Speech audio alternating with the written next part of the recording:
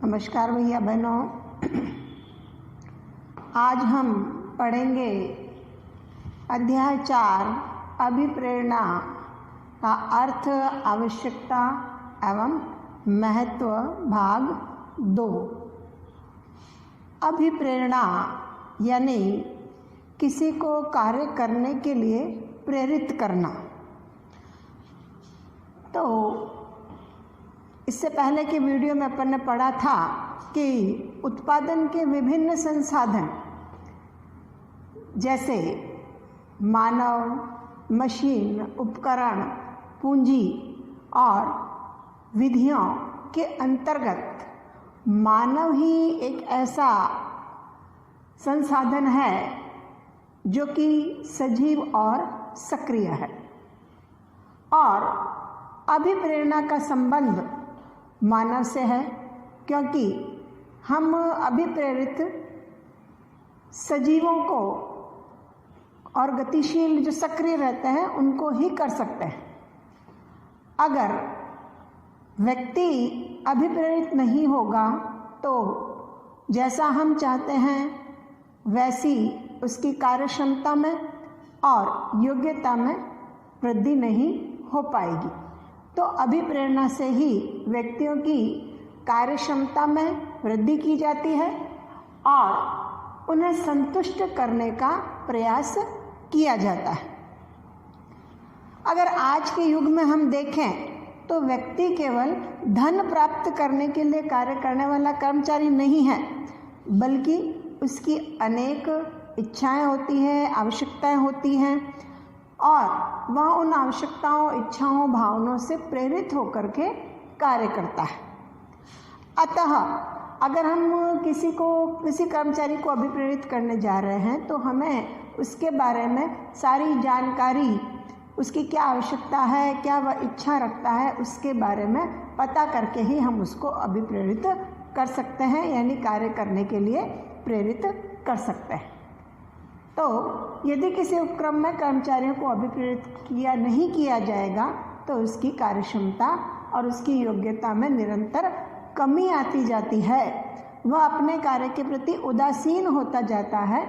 इसलिए एलन ने कहा है कि एक अपर्याप्त अभिप्रेरित व्यक्ति एक सुदृढ़ संगठन का प्रभाव ही समाप्त कर देते हैं। यानी अगर वहाँ के कर्मचारी अभिप्रेरित नहीं है तो अच्छा खासा संगठन भी निरंतर धीरे धीरे विकास की ओर अग्रसर होने से बच जाएगा, यानी उसका विकास नहीं होगा।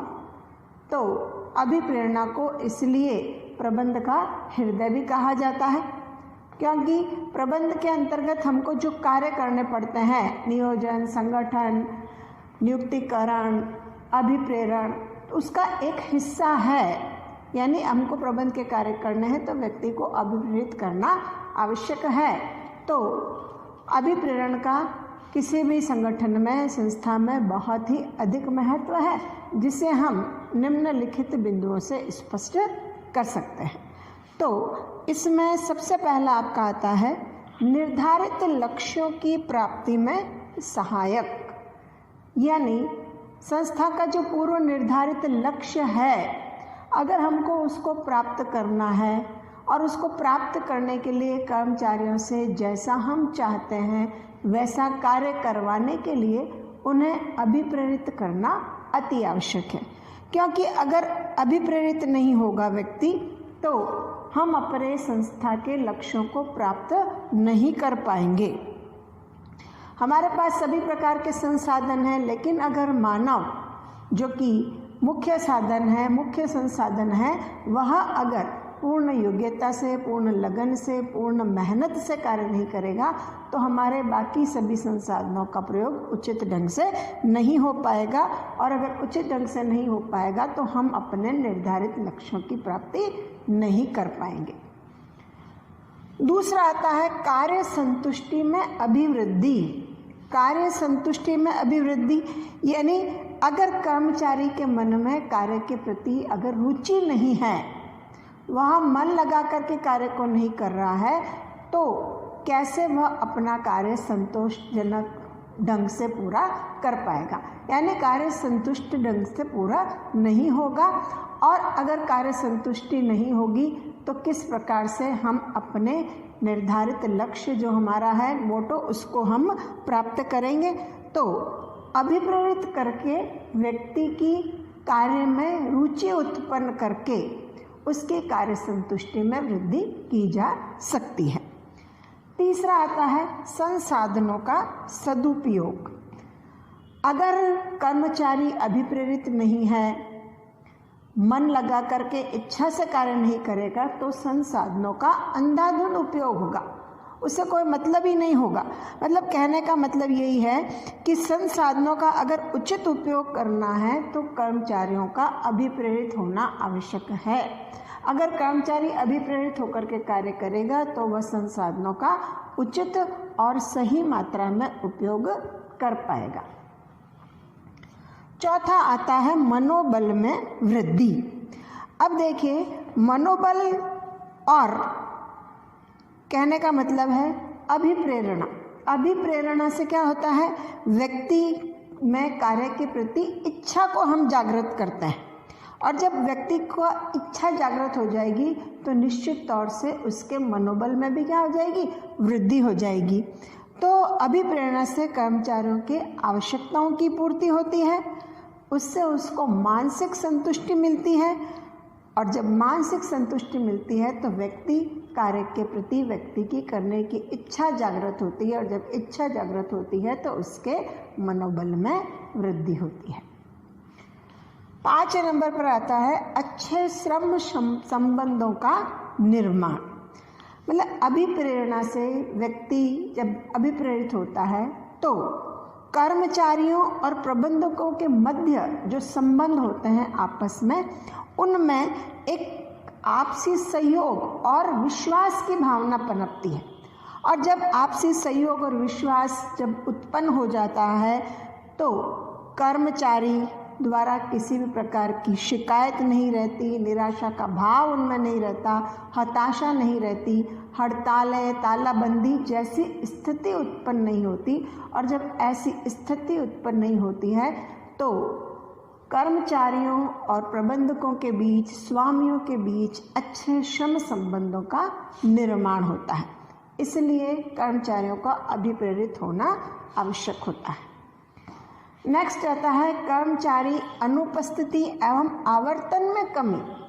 जब कर्मचारी अभिप्रेरित होता है, उसको अपने हिसाब से जैसा वह चाहते हैं वैसा वातावरण उपलब्ध हो जाता है तो सकारात्मक सोच उनमें पैदा होती है, और जब सकारात्मक सोच पैदा होती है तो उनकी अनुपस्थिति में के कार्य न करने की भावना उनमें नहीं आती।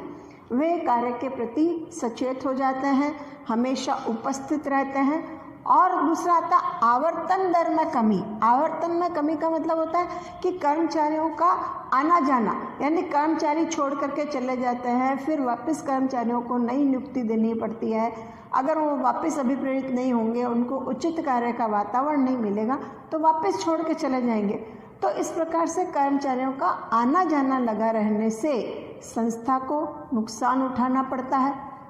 लेकिन अगर कर्मचारी अभिप्रेरित है तो ऐसी आवर्तन दर में कमी आएगी, कर्मचारी स्थायी रूप से संस्था में टिके रहेंगे।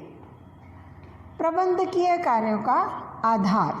प्रबंधकीय कार्यों का आधार यानी पहले ही अभी मैंने आपको बताया कि अभिप्रेरणा को प्रबंध का हृदय माना जाता है, यानी एक बेस है अभिप्रेरणा प्रबंध का। अगर हमको प्रबंध के कार्य करने हैं तो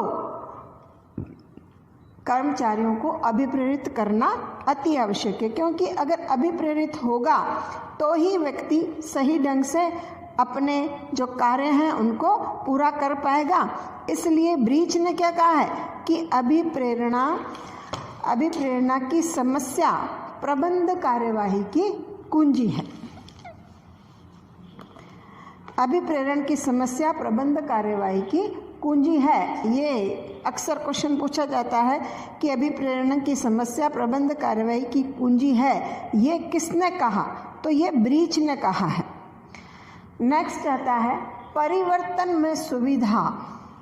हम देखते हैं कि कर्मचारी परिवर्तनों को सहर्ष रूप से स्वीकार नहीं करते।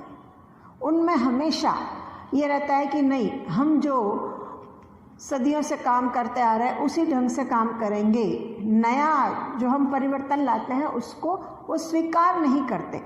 लेकिन जब हम उनको अभिप्रेरित करते हैं कि भाई अगर हम ये नया परिवर्तन लागू करते हैं तो इससे संस्था को फ़ायदा होने वाला है, इससे उत्पादन अधिक होने वाला है, इससे आपकी कार्यक्षमता बढ़ने वाली है, आपको इससे बेनिफिट होने वाला है, संस्था को लाभ होगा तो आपको भी उसका फ़ायदा मिलेगा, तो वे परिवर्तनों को सहर्ष रूप से स्वीकार कर लेते हैं।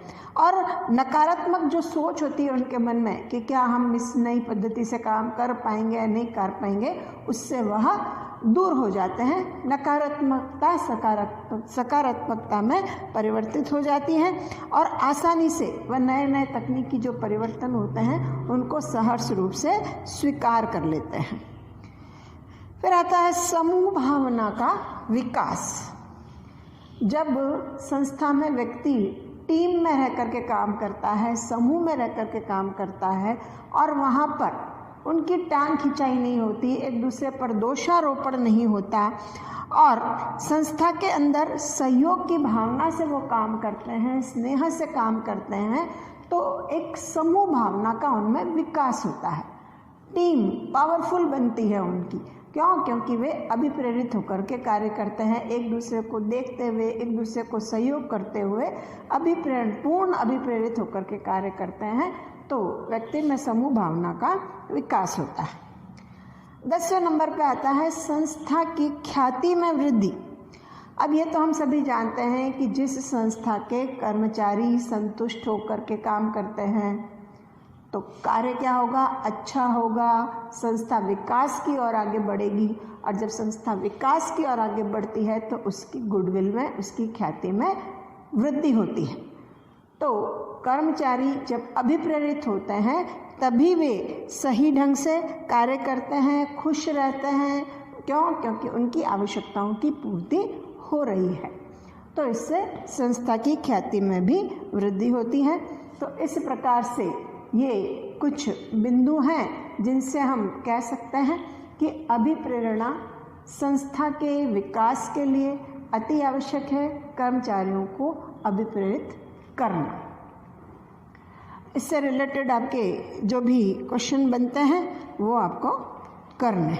नेक्स्ट अगला टॉपिक होगा हमारा अभिप्रेरणा की तकनीकें, जिन्हें हम 2 भागों में बांट सकते हैं, वित्तीय तकनीकें और अवित्तीय तकनीकें।